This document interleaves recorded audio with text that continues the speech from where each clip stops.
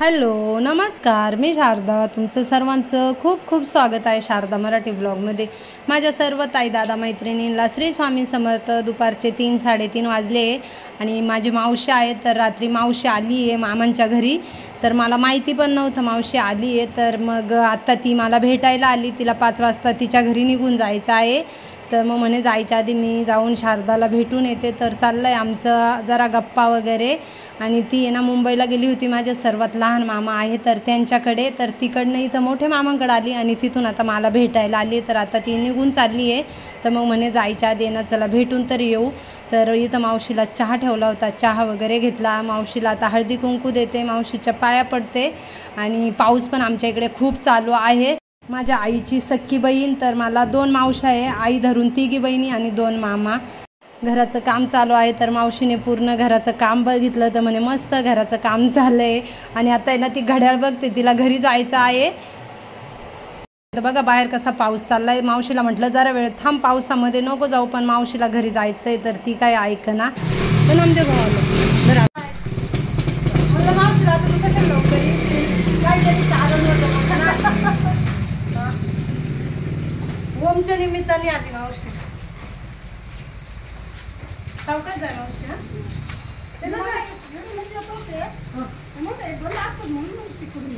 म्हणजे तू कोणीकडून आली अशी पाहिलं? अरे देवा, इथून यायचं आता नाही, इकडूनच वापर. टाटा मावशी.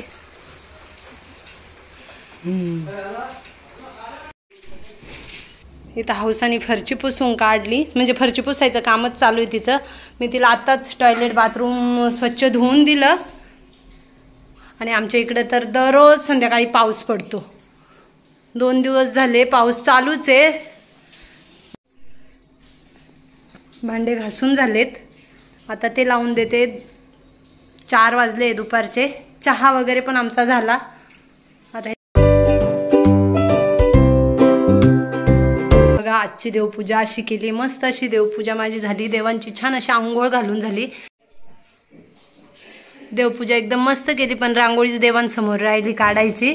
मला वरती आवाज दिला, फरचीचं काम चालू आहे. तर वरती मी गेले बघायला, तर इकडे रांगोळीच राहून गेली. देवपूजेमध्येच आवाज दिला होता, त्याच्यामुळे आज रांगोळी राहिली देवांसमोर काढायची. कांदे एक कांदा खराब होऊ राहिलाय. किती निवडले तरी ते खराब होतच चाललेत. भिजले होते हे कांदे सर्व, त्याच्यामुळे ते खराब होत चालले.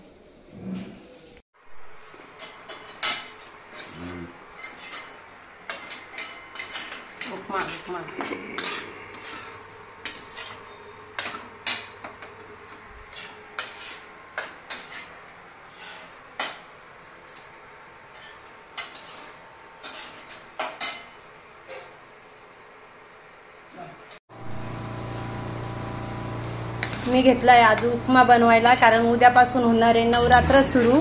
तर मला उपमा आवडतो. मग मला सकाळीच आठवण आली का चला म्हटलं आज मस्तपैकी नाश्त्याला उपमाच बनवूया. रवा मस्त असा भाजून घेतला तेलामध्ये आणि तो एका ताटामध्ये काढून ठेवला होता.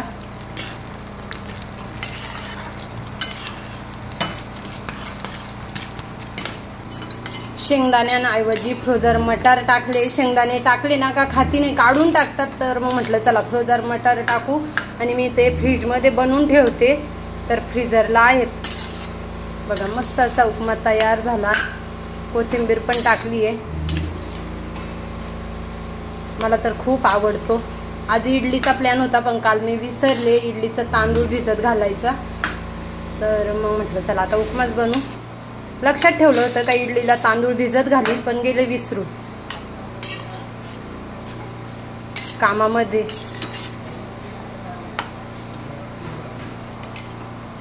काही कामं आवरले आणि मी ना दाराच्या जवळच बसले. बाहेर चालू आहे पाऊस, तर त्याच्यामुळे दार बंदच ठेवलं आहे.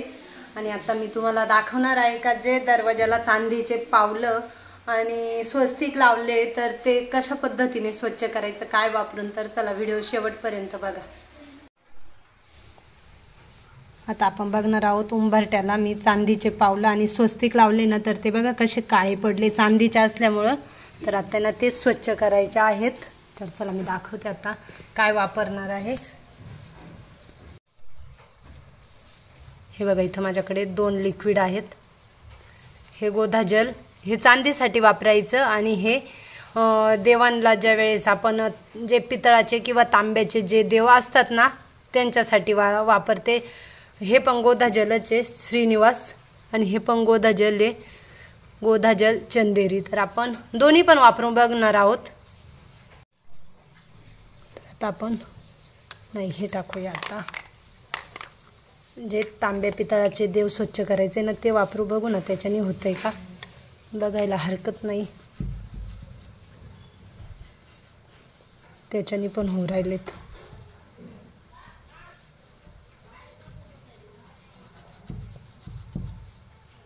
माझ्या मते त्याच्याने नाही एवढे होते। जे आपण चांदीचे भांडे घासतो ना त्याच्यानेच वापरू बरं चंदेरी।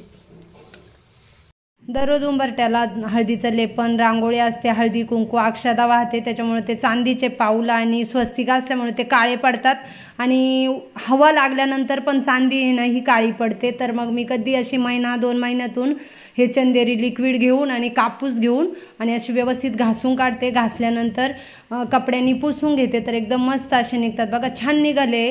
तर चंदेरी लिक्विड तुमच्याकडे नसलं तर कोलगेट पावडर असली ना तर त्याच्यानी पण आहे ना छान असे चांदीचे देव वगैरे निघतात किंवा पावलं वगैरे निघतात। तर नक्कीच करून बघा। तर बघा मस्त असे चांदीचे पावलं निघाले आणि स्वस्तिक पण निघाले। इथं काढली होती सकाळी रांगोळी पण पाऊस भरपूर चालू आहे आणि ह्याच लिक्विडने निघाले गोधा जल चंदेरी।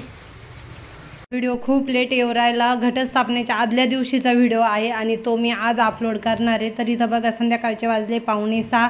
किचनवरती भरपूर भांडे आहेत, आता ते सर्व काही भांडे लावून देते।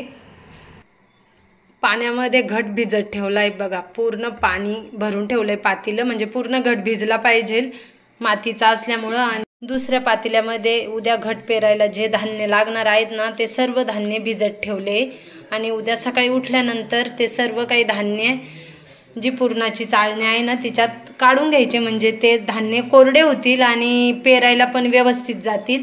तर आता हे इथं मी झाकून ठेवलंय, भांडे लावून घेते, घासलेले भांडे आहेत। आणि रात्री झोपताना ना मी किचन ट्रॉली अशी उघडी ठेवून देते, कसं तिथे गॅस टाकी असल्यामुळं मग ती रात्रभर अशी उघडीच राहते आणि ही खिडकी पण उघडी असते। अखंड दिव्यासाठी मी आणलं इथं तिळाचं तेल, 1 लिटरची बाटली आणली आहे आणि ह्याता देवांजवळच ठेवील। 2-4 दिवस झाले एका व्हिडिओला योगिता ताईंची कमेंट आली होती का ताई किचन ट्रॉल्यांना गंज लागू नये म्हणून तुम्ही कोणतं ऑइल वापरता। तर चला मी आज तुम्हाला सांगते मी कोणतं ऑइल वापरते माझ्या किचन ट्रॉल्यांना, म्हणजे गंज लागत नाही। तर इथे मी घेतलंय पॅराशूट तेल आणि ही आहे बाटली।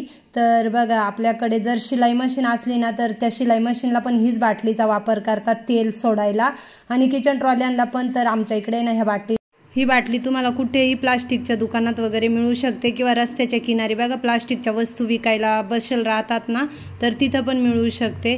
तर याच्यामध्ये तेल ओतून घ्यायचं आहे आणि हेच तेल तुम्ही शिलाई मशीनला वापरला ना तरीही चालेल। तर बघा मी अशा पद्धतीने किचन ट्रॉल्यांवर आहे ना हे तेल सोडते। माझ्या किचन ट्रॉल्यांना 6 वर्षे झालेत पण अजून काही गंज वगैरे लागलेला नाही। तर मी हेच तेल आहे ना त्यांच्यावरती असं हे बघा असं सोडते, असं सोडायचं बघा। असं सोडलं ना का आपण ज्या वेळेस ते मागे पुढे करतो तर त्यावेळेस आहे ना त्या एकदम लूज आणि व्यवस्थित चालतात। तर मी दुसरं कोणतंही तेल वापरत नाही, असं हेच तेल वापरते पॅराशूटचं।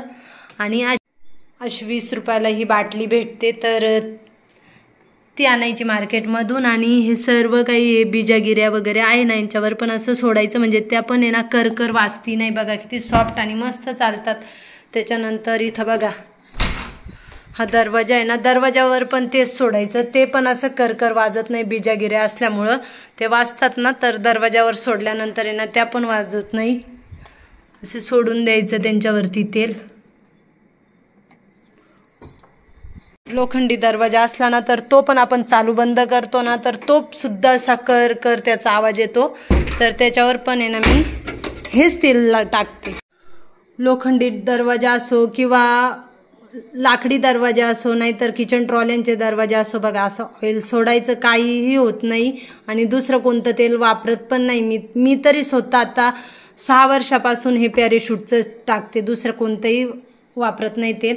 फक्त अशा बाटलीमध्ये भरून ठेवायचं आणि जेव्हा तुम्हाला वाटेल का आवाज येतो किंवा असं खेचायला जरा असं जड जातात त्यावेळेस ना असं टाकायचं.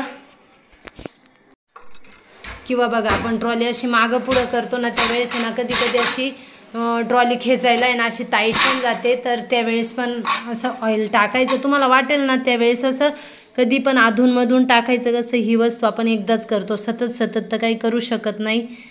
तर बघा अजून तरी माझ्या किचन ट्रॉल्यांना गंज नाही लागलेला किंवा झुरळ पण नाही आजपर्यंत झालेले किचन ट्रॉल्यांमध्ये. बघा आता मला पण किचन ट्रॉल्या साफसूफ करायच्या आहे. भरपूर खराब झाली आहे, घाण वगैरे झालं आहे.